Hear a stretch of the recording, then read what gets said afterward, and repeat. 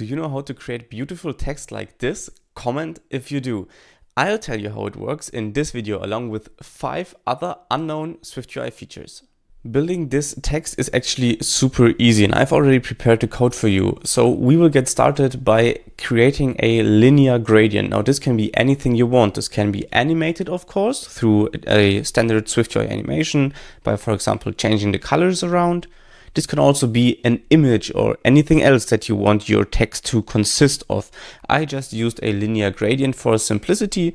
Mine starts in the bottom leading corner, and ends in the top trailing corner with a few different colors.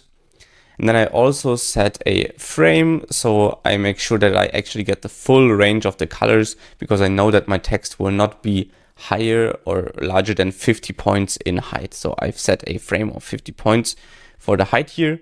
And then the magical thing is that you create your gradient or your image or whatever you want to be the foreground style basically. And then you can attach a mask here with your text. In this case, it just says hello world. Now with a linear gradient, you might be able to use the foreground style API, but this is way more powerful. You can create your own custom animations this way, animating stuff, letting views move around inside of the text, for example. So instead of the linear gradient, you could have some other views that move around, that get animated, scaled up, rotated, whatever you want. This is the basic technique.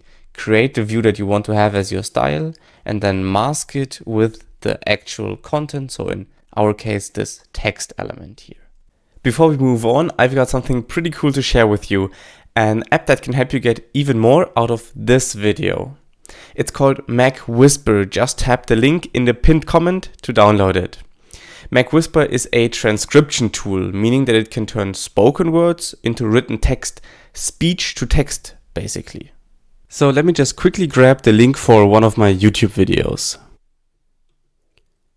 And after a few seconds of downloading and transcribing the video, we now have the entire video script as text. Now, why is this a game changer, especially for those super long educational videos like the ones that I do? Well, you can just skim through the content super fast, search for specific keywords like widget, and yeah, you got it. You can just read instead of watching the video. I also use Mag Whisper to speed up my YouTube workflow. I just drag my video file onto Mag Whisper. Yeah, it is that easy to generate the transcript. I can then use that transcript to let ChatGPT turn it into a video description. This way you get to enjoy a nice description for my YouTube videos and I don't have to create them manually. It's a win-win situation. Since Mag Whisper works fully on device, you need to download a model file, and that depends on the language that you're speaking and whether you prefer to have your transcriptions faster or more accurately. Personally, I'm using the small model for a nice trade-off between speed and accuracy.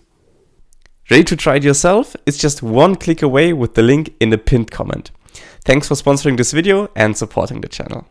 You probably know about ZStack, a super simple API that you can use to layer views in front and behind of each other. Did you know that it also has a second component called ZIndex? And by default, this is how the indices would work. So the first element would be index 0, second element would be index 1. What now happens if I change the first element to index 2? Well, now the Z-index, so the value at the Z-axis, which is the axis that gets out of the screen towards the user basically, or points towards the user. Now a higher value there means that this view will be rendered in front of views with a lower Z-index. This API also makes it easy to move views in front and behind of each others by just changing this index here. Very handy little tool. You've probably created a button like this a ton of times for your SwiftUI apps, but did you know that it is super simple to give it that extra little touch? It's actually not even a line of code, it's just one more modifier. What I'm talking about is the background of the button. So right now it is a blue background and that looks pretty good. It's the system language basically, but if you want to have that extra little touch there, where I create the dot blue background, I can just chain dot gradient, and this works with any SwiftUI color.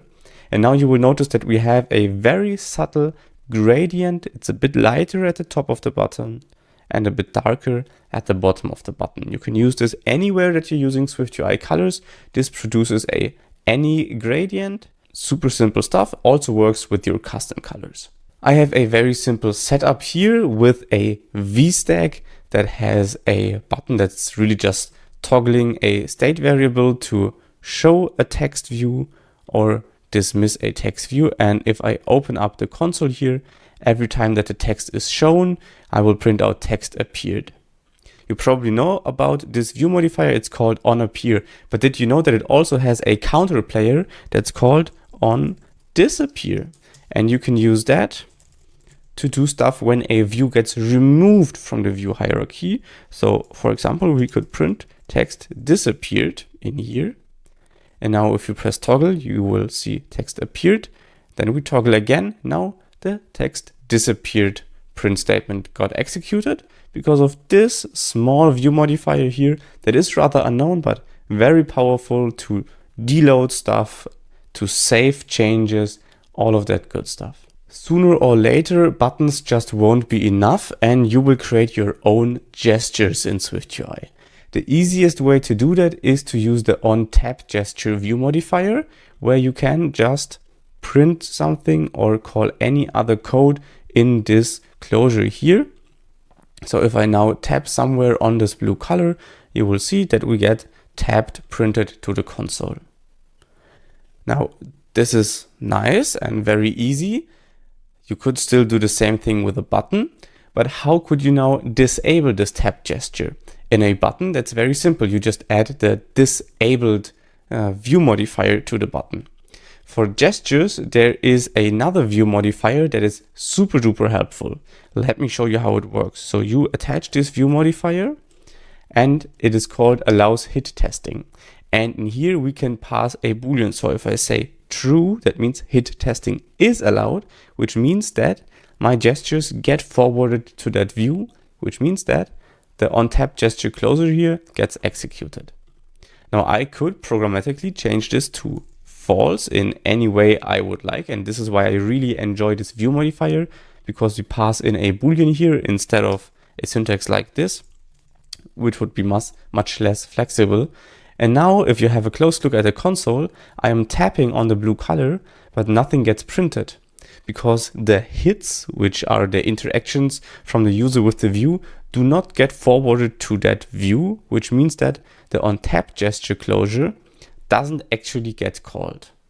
Super easy and very helpful in a bunch of different scenarios. For example, if you have a overlay that only overlays on a portion of the screen, but you want to block the touches on the entire screen, you can just attach the allows hit testing view modifier to that screen, set it to false when you show that overlay, and the hits don't get forwarded or the touches don't get forwarded to the underlying view.